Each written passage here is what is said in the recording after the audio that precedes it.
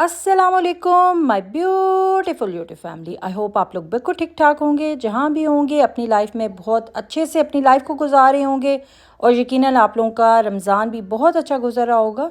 जी आज मेरे घर में एक अफ्तार डिनर था, साथ में मेरे बेटे का बर्थडे भी था। तो मैं उन्हीं चीज़ों की प्रिपरेशन करी थी। बहुत सी प्रिपरेशन जो थी वो मैंने खाने से रिलेटेड रात में ही कर दी थी, लेकिन सुबह मॉर्निंग में उठने के बाद मैंने सबसे पहले किया कि टेबल सेट किया। और चीज़ें काफ़ी ज़्यादा होती हैं, अफ्तार का टाइम इतना बिजी होता है, तो मैंने ये किया कि जो भी मैंने सर्विंग प्लेट्स और जितने भी सर्विंग बाउल्स हैं ना, उनमें लिख कर रख लिया कि किस में क्या डालना है। कि इवन अगर मैं उस वक्त फ्री ना भी हूँ इन चीज़ों में, चीज़ें को सेट करने के लिए, तो जो भी मेरे घर गेस्ट आएंगे, गेस्ट तो नहीं बेसिकली तो फैमिली ही थी, तो मैं उनको भी कह सकती हूँ कि इसमें ये रख लें या वो रख लें। खैर अभी इस टेबल पे और भी कुछ चीज़ें ऐड होनी थी, जैसे ग्लासेस और पानी वगैरह। तो साथ में मेरे पास एक स्पेयर टेबल भी था, तो मैं बहुत सी चीज़ें जब बन जाएंगी, जिस टाइम अफ्तार का टाइम होगा, तो मैं उसको भी यूज़ करती। खैर मेरी अब जो बाकी की प्रिपरेशन थी अफ्तार से रिलेटेड जो मैंने उस दिन की, वो स्टार्ट हो चुकी है। मुझे ये एक चिकन मैरिनेट करके रखा हुआ था, इसको मैंने जस्ट थोड़ा सा कुक करना था, ये मैंने एक साइड पे कुक करने के लिए रख दिया। और जो मेन कोर्स था, जो मेन मेरा खाना था, उसके लिए मैंने आज एग फ्राइड राइस और चिकन मंचूरियन बनाना था। तो सबसे पहले मैंने स्टार्ट किया फ्राइड राइस में जस्ट मैंने 3 से 4 चम्मच ऑयल डाला होगा। ऑयल में थोड़ा सा लहसुन, जैसे ही लहसुन थोड़ा सा उसका कलर वो उसका चेंज हुआ, मैंने उसमें 2 एग्स डाले। एग्स को साथ साथ में बीट करती गई ताकि वो गर्म ऑयल में ही अच्छे से पक जाएँ। फिर मैंने उसमें जो बंद गोभी होती है वो और कैरेट्स बारीक काट के मैंने रखी हुई थी, उनको मैंने डाला। फिर साथ में ही शिमला मिर्च डिफरेंट कलर्स की थी मेरे पास, वो भी डाल दी। किसी भी चीज़ को ओवर कुक नहीं करना, फ्लेम जो है वो तेज़ ही रखना है, ताकि जो पानी वेजिटेबल्स छोड़ती भी हैं तो वो जल्दी जल्दी साथ ही कुक हो जाए। वरना अगर लो फ्लेम पे या कवर करके रखेंगे तो जो जितनी भी ये वेजिटेबल्स हैं ना, ये बिल्कुल सॉगी हो जाएंगी। तो हमें इनको सॉगी नहीं करना था। तो बस मैं ये 7 7 चम्मच भी चला रही थी।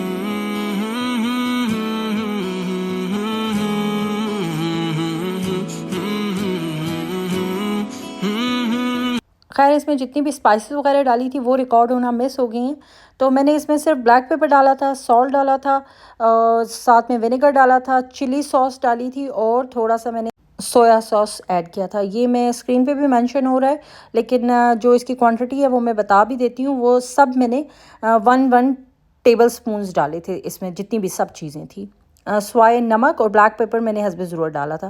खैर अब मैं प्रिपेयर करने लगी हूँ चिकन मंचूरियन का। जो चिकन है इसको मैंने ऑलरेडी मैरिनेट करके रखा हुआ था, अब मैं अलग अलग करके इसको फ्राई कर रही हूँ। मंचूरियन के इस चिकन की मैरिनेशन में जस्ट मैंने कॉर्नफ्लोर डाला था, मेन इंग्रेडिएंट है, थोड़ा सा ब्लैक पेपर, सोया सॉस, एक अंडा और हस्बे ज़रूरत नमक। और उसके बाद फिर इस तरह अलग अलग से इनको फ्राई कर दिया। अब मैं जितनी भी सॉसेस वगैरह थी मैंने कहा वो भी बना के रख दूँ, क्योंकि ये भी छोटा सा काम होता है, लेकिन इसमें भी काफ़ी टाइम लगता है। और इनको फ्रीज़ हुई हुई थी तो इनको डीफ्रॉस्ट होने में भी टाइम लगना था। तो मैंने नमक में चटनी में पहले डाल के फ्रीज़ नहीं करती, तो अभी नमक ऐड कर रही थी। और साथ में मेरे पास ये इमली आलू बुखारे की चटनी थी, तो वो भी मैंने कहा मैं डाल लूँ। वो रेडीमेड ही थी तो मैं इसको भी बना रही थी।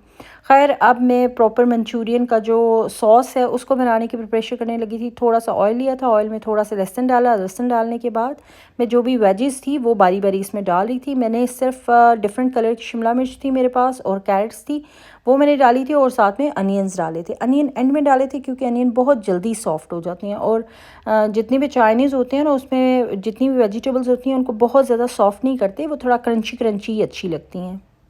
अच्छा कुछ लोग इसकी सॉस में खाली टोमेटो केचप डालते हैं, मैं टोमेटो पेस्ट भी डालती हूँ। मेरे पास बाज़ार का हो या घर का हो, लेकिन ज़रूर डालें, उससे फ्लेवर ज़रा डिफरेंट होता है। साथ में मैं केचप भी डालती हूँ। तो मैंने थोड़ा सा जो टोमेटो पेस्ट है वो डाला था, और साथ थोड़ा सा सिंपल जो प्लेन केचप होता है वो भी डाली थी। फिर उसके बाद मैंने इनको थोड़ा सा मिक्स किया।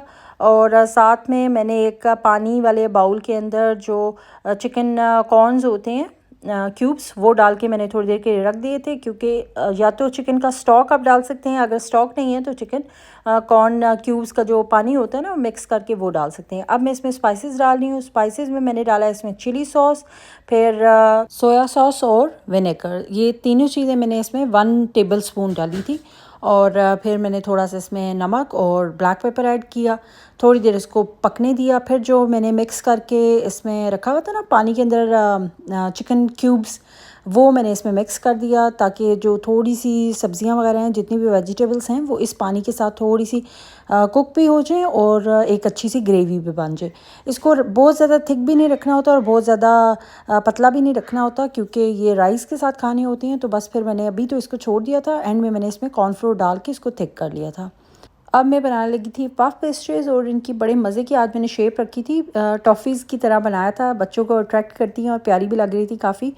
और इसकी जो फिलिंग थी वो जस्ट चिकन मैंने मैरिनेट करके उसको कुक कर लिया था। चिकन मिंस जो होता है, कीमा, उस कुक हुए हुए चिकन के अंदर जस्ट मैंने क्रीम चीज़ जो होती है वो ऐड की थी थोड़ी सी, और किसी किस्म की कोई ज़्यादा स्पाइस नहीं डालती, थोड़ा सा सॉल्ट और ब्लैक पेपर डाल के इसकी फिलिंग मैंने उनसे की थी। और पफ पेस्ट्रीज़ को अच्छे से बनाने के बाद मैंने इनको पोक कर दिया था ऊपर से फोक के साथ, ताकि अगर कोई भी एयर वगैरह हो तो वो आराम से रिलीज़ हो जाए, तो वो फटती नहीं है।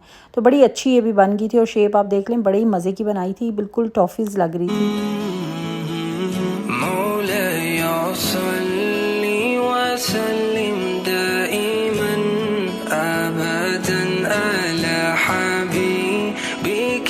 मैंने इनको एयर फ्राई में बनाया था, तकरीबन 10 to 12 मिनट लगते हैं, थोड़ा सा पलटना पड़ता है, समटाइम 15 मिनट्स भी लग जाते हैं। हीट मैंने जो थी 180 रखी थी इसकी, और बस फिर पलट के चेक करती रही और बना लिया। अब मैं बनाने लगी थी जो रशियन सैलड था, उसका तमाम कटिंग्स तो मैंने पहले एक दिन पहले रात में करके रखती थी। अब मैं उसके जो क्रीम है वो तैयार करने लगी थी। जस्ट मैंने उसके अंदर जो थिक क्रीम होती है वो और मेयोनीज़ लिया था, तकरीबन सेम अमाउंट में ही मैं लेती हूँ।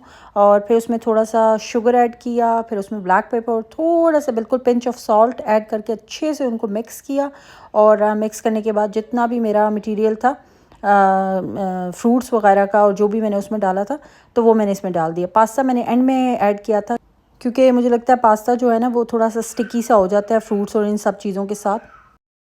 अच्छा, ये कटिंग्स वगैरह सारी मैंने ना एक दिन पहले करके रख दी थी, तो जस्ट आज मिक्सिंग का काम था, लेकिन ये भी काफ़ी ज़्यादा काम था। तो फिर बस मैं इसको कर करके फ्रिज में रख रही थी, ताकि उस वक्त आराम से सर्विंग के टाइम पे कोई मुश्किल ना हो। साथ में अब फ्राइंग का काम भी शुरू हो गया था, क्योंकि हमारे अफ्तार में थोड़ा ही टाइम रह गया था, तो साथ साथ मैं जल्दी जल्दी फ्राइंग वगैरह भी कर रही थी। और एयर फ्राई में मैंने अपने जो पफ पेस्ट्रीज़ थी वो भी रखी हुई थी बनने के लिए। अभी मेरे मेहमान तो नहीं आए थे, लेकिन मैंने सोचा कि मैं पहले ही ज़रा इनको फ्राइंग वाला काम शुरू कर दूँ ना इन्हें, तो फिर मैं एयर फ्राई भी कर लूँगी दोबारा से, अगर थोड़े ठंडे भी हो गए। अब मैं अपने जो भल्ले थे वो भी मैंने कटिंग वगैरह सारा कुछ करके रखा हुआ था, जस्ट मैं उनको अब असेंबल कर रही थी, इकट्ठा उनको मिक्स वगैरह करके रख रही थी।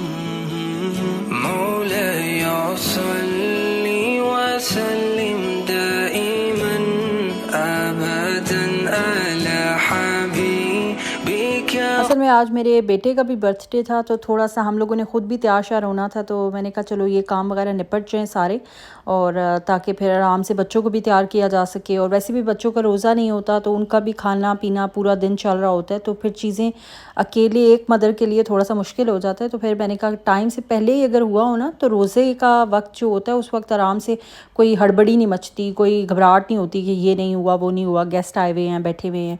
तो फिर इससे मैं सारी चीज़ें पहले ही एक दिन पहले से शुरू की हुई थी, और बहुत सी चीज़ें आज करने वाली थी। बस झटपट झटपट तेज़ तेज़ से काम चल रहा था, और साथ साथ चीज़ें लगती जा रही थी, बनती जा रही थी।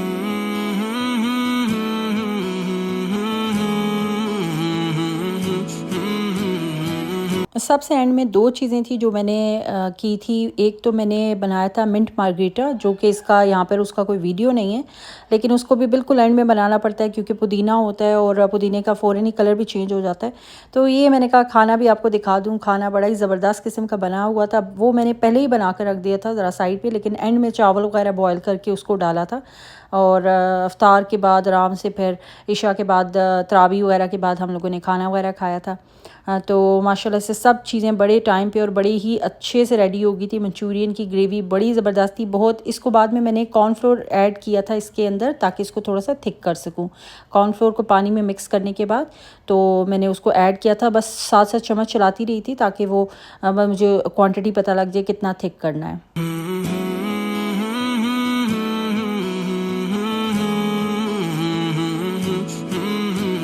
फिर एंड में मैंने सेसमे सीड्स और स्प्रिंग अनियंस के साथ इनको सर्व किया। बहुत ही ज़बरदस्त और मज़े का लग रहा था। मौला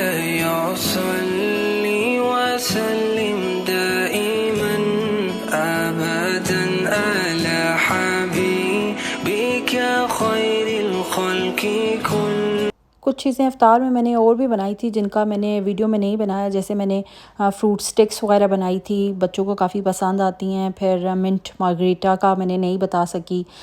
इफ्तार में हमने कचौरियाँ और चिकन पकोड़ा जो हैं वो बाज़ार से मंगवाए थे, वो भी बड़े ज़बरदस्त थे। फिर ये फ्रूट स्टिक्स थी, बड़ी अच्छी लग रही थी और बड़े मज़े की अट्रैक्टिव लग रही थी। ये मैंने और मेरी बेटी ने मिल के बनाई थी। मिक्स पकोड़ास थे, बस इस तरह की सारी चीज़ें थी। इफ्तार के फ़ौरन बाद ही नमाज़ वगैरह के बाद हम लोगों ने चाय वगैरह सर्व की और चाय के साथ ही केक कटिंग कर ली। छोटी सी बर्थडे थी, बच्चे खुश हो गए और बड़ा अच्छा रहा। मेरा बेटा माशाल्लाह 2 साल का हो गया, तो हमने सोचा कि इफ्तार भी हो जाएगा और उसका बर्थडे भी सेलिब्रेट हो जाएगा। तो माशाल्लाह से 2 साल का हो गया है। صلي وسلم دائما أبدا على حبيبك خير الخلق كلهم। बस यहाँ पे इफ्तारी वगैरह ख़त्म हो गई थी, अभी खाना वगैरह सर्व नहीं हुआ था। खाने से पहले पहले की तमाम पिक्चर्स और छोटी मोटी सेलिब्रेशन वीडियोस वगैरह, फिर उसके बाद हम लोगों ने खाना वगैरह खाया और फिर उसके बाद सभी अपने अपने घरों को चले गए। आज का व्लॉग बस इतना ही है। उम्मीद करती हूँ व्लॉग अच्छा लगा होगा। अगर अच्छा लगे तो प्लीज़ मेरे चैनल को लाइक और सब्सक्राइब करें। अपना बहुत सा ख्याल रखें, दुआओं में याद रखें। रमज़ान का खूबसूरत महीना है, इस मंथ में मुझे और मेरी फैमिली को अपनी दुआओं में याद रखें। मुझे दें इजाज़त। अल्लाह हाफिज़।